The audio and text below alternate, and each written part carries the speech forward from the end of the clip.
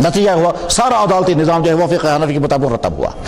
इसके अलावा इमाम अबू हनीफा रहमतुल्लाह ताला की ज़िंदगी का एक और शोबा भी था, और वो शोबा क्या था? इमाम साहब बहुत बड़े ताजिर थे, बल्कि कूफा के सबसे बड़े ताजिर, कपड़े का बिजनेस करते थे, और कपड़ा भी था वही कश्मीरी वाला कपड़ा, शाल, तो शाल कारोबार करने वालों में से थे। चूंकि कपड़े के बहुत बड़े ताजिर थे, इस तिजारत के नतीजे में वो, और जो आदमी जिस चीज़ का ताजिर होता है उस आदमी को उस तिजारत के तमाम अंदर के हालात को समझने का पूरा मौका मिलता है। इमाम हनीफा रहमतुल्लाह ताला की खुसूसियत ये थी कि वो चूंकि बहुत बड़े बिजनेसमैन थे, इसलिए बिजनेस के तमाम मसाइल को जितनी गहराइयों के साथ और बिजनेसमैनों के मसाइल को जितनी गहराइयों के साथ वो समझते थे, दूसरे लोग नहीं समझ पाते थे। इमाम शाफी रहमतुल्लाह ताला ने कहीं बिजनेस नहीं किया, इमाम मालिक रहमतुल्लाह ताला ने कभी बिजनेस नहीं किया, इमाम अहमद इब्न हंबल ने कभी बिजनेस नहीं किया, इमाम बुखारी ने कभी बिजनेस नहीं किया, इमाम मुस्लिम ने, इमाम औज़ाई ने, जितने बाकी इमाम हैं, चाहे वो हदीस के थे, चाहे वो फ़िक़्ह के थे, चाहे वो तफसीर के थे, चाहे किसी भी शोबे के इमाम थे, किसी ने बिजनेस नहीं किया। बिजनेस से इमाम अबू हनीफा रहमतुल्लाह, और बहुत मालदार इंसान थे, मालदार भी थे, बिजनेसमैन भी थे, इसलिए बिजनेस के मसाइल को जितनी बेहतरीन अंदाज में इमाम अबू हनीफा रहमतुल्लाह ताला समझते हैं, दूसरे इमाम उस तरह से हल नहीं करते हैं। और आज इमाम अबू हनीफा रहमतुल्लाह ताला के मसलक अगर नहीं मानेंगे तो बिजनेस अचानक रुक जाएगी। मसलन डीलिंग करने वाले, बेचने और खरीदने वाले, ये दोनों एक जगह होने चाहिए, अलग अलग? अक्सर इमाम ये कहते हैं दोनों के एक जगह होना जरूरी है।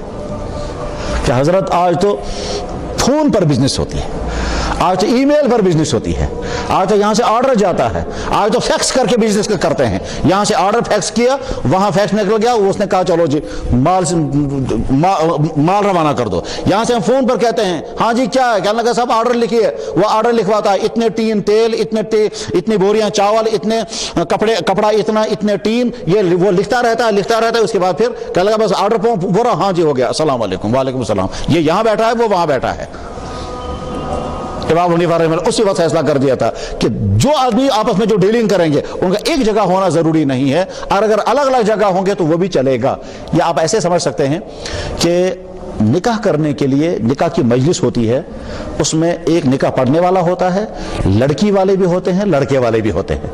लड़की वाले कहते हैं कि साहब हम अपनी बेटी जिसका नाम ये है, इतना महर तय करके फलाने लड़के के निकाह में दे रहे हैं। अगर लड़का मौजूद होता है वो कहता है मैंने कबूल किया, अगर लड़का मौजूद नहीं होता तो लड़की की तरफ से एक वकील होता है, वो कहता है जनाब वो लड़की की तरफ से मैं वकील बन करके आया हूं, मैं उसकी तरफ से कबूल कर रहा हूं। अब आज के जमाने में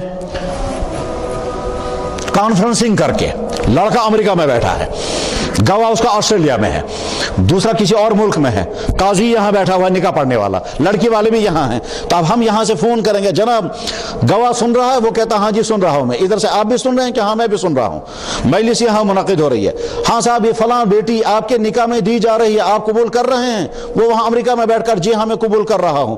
ऑस्ट्रेलिया में बैठकर दूसरा आदमी कहता हाँ मैंने सुन लिया, मैं इसका गवाह बन रहा हूं। ये निकाह हो जाएगा या नहीं? निकाह कबूल करने वाला किसी और मुल्क में है, गवाही देने वाला किसी और मुल्क में है।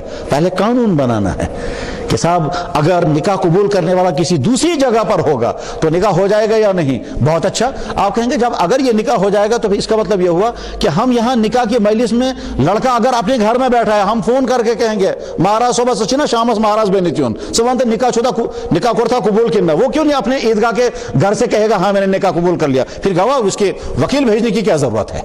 अगर दूसरी जगह के निकाह कबूल करने वाले की बात चलने लगे तो फिर यहां शहर के अंदर दुल्हा अपने घर में बैठा हुआ है, फिर हम बराह रास्त उसी से इजाब कबूल क्यों नहीं कराएंगे?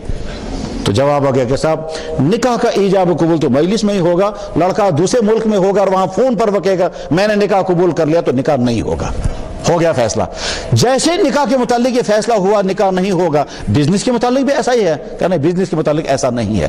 गरज ये कि नए मसाइल ऐसे ऐसे पेश आते हैं जिन मसाइल का हल करना बहुत मुश्किल होता है। उसके लिए इमाम अबू हनीफा रहमतुल्लाह ताला को अल्लाह ने यह शरफ अता फरमाया था, क्योंकि वो बिजनेसमैन थे, इसलिए उन्होंने ऐसे फार्मूले पहले से बना दिए हैं जिन फार्मूलों के नतीजे में आगे चल करके मसाइल को हल करना बहुत आसान होता है।